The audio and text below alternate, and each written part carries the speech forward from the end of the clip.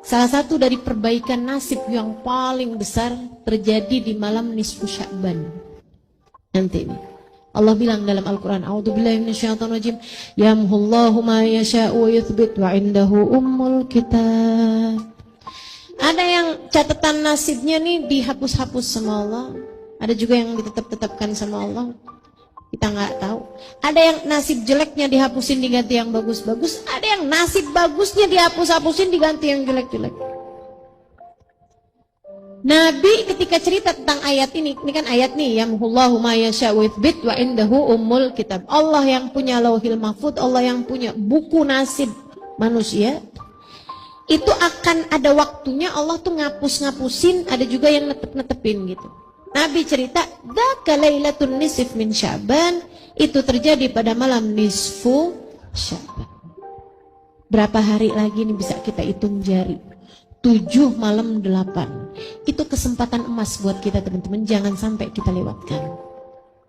Jangan sampai kita lewatkan. Allah banyak merubah nasib-nasib hamba-hambanya malam tersebut. Jangan sampai kita lewatkan.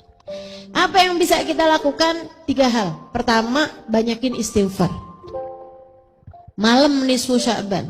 Sudah istighfarnya dari siangnya ya. Kalau siangnya namanya bukan malam. Ya, malam nisfu Sya'ban. Ya namanya istighfar mah bagus-bagus aja. Cuman maksud saya malam itu juga kamu jangan sampai enggak baca istighfar gitu. Banyakin baca istighfar sebelum tidur atau apa gitu. Pokoknya terus banyakin istighfar.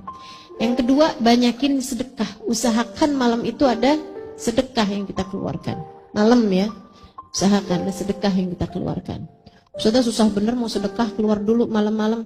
Ya sekarang mah gampang, udah di tangan, bisa transfer pakai M-banking bagi yang punya, ya kan? Gak punya usah minta tolong sama orang. Ada banyak cara teman-teman. Masalahnya cuma mau apa nggak mau gitu aja, ya kan? Kalau kamu mau, kamu bisa kok gitu. Sedekah tuh malam, ya. Sama yang ketiganya, kita amalin apa yang diamalkan sama para ulama-ulama sepanjang zaman ini ya, ngamalin ini. Jadi kalian gak usah khawatir, ikut aja. Ikut aja. Kalau buat saya sih, andai nggak ada yang ngajarin kecuali 1 orang guru saya gitu, saya ikut. Betul apa enggak?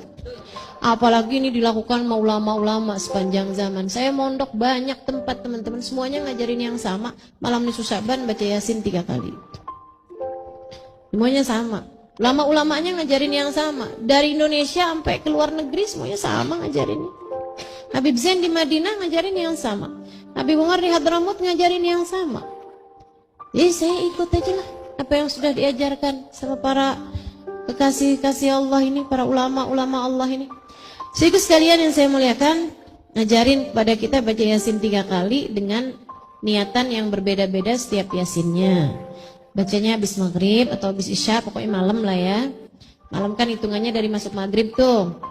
Buat maghrib, kemudian baca Yasin 3 kali. Yasin yang pertama niat, semoga dikasih umur yang berkah, umur yang penuh dengan ketaatan, umur yang jauh dari dosa-dosa, tambah hari tambah soleha, kan itu harapan. Kemudian yang kedua minta rizki zahir batin teman-teman. Rizki zahir minta yang halalan, thayyiban, mubarakan. Rizki zahir itu rizki yang bisa dibeli pakai duit, dah gampangannya gitu. Rizki zahir itu rizki yang bisa dibeli pakai duit, makanan, tempat tinggal, pakaian, ya kan? Itu namanya rizki yang zahir. Kita minta rizki zahir yang halalan, thayyiban, mubarakan. Halal bendanya, ininya, komposisinya, kemudian thayyib kita dapatnya dari cara yang halal, mubarakan yang berkah, yang bawa kebaikan buat kita gitu. Kemudian selain daripada minta rizki zahir, kita juga minta rizki batin. Apa tuh rizki batin? Ini rasa-rasa yang ada di hati. Namanya rizki punya guru yang dapat membimbing, ini namanya rizki batin. Punya keluarga yang sayang, ya kan? Punya orang-orang di sekeliling, sahabat yang bisa mengajak kita kepada kebaikan. Itu kan nggak bisa dibeli teman-teman, betul nggak? Ya, yang nggak bisa kebeli pakai duit itu namanya rizki batin. Harus lebih banyak kamu minta pada Allah Subhanahu wa Ta'ala. Kemudian yang ketiganya, kita minta nih yang paling penting.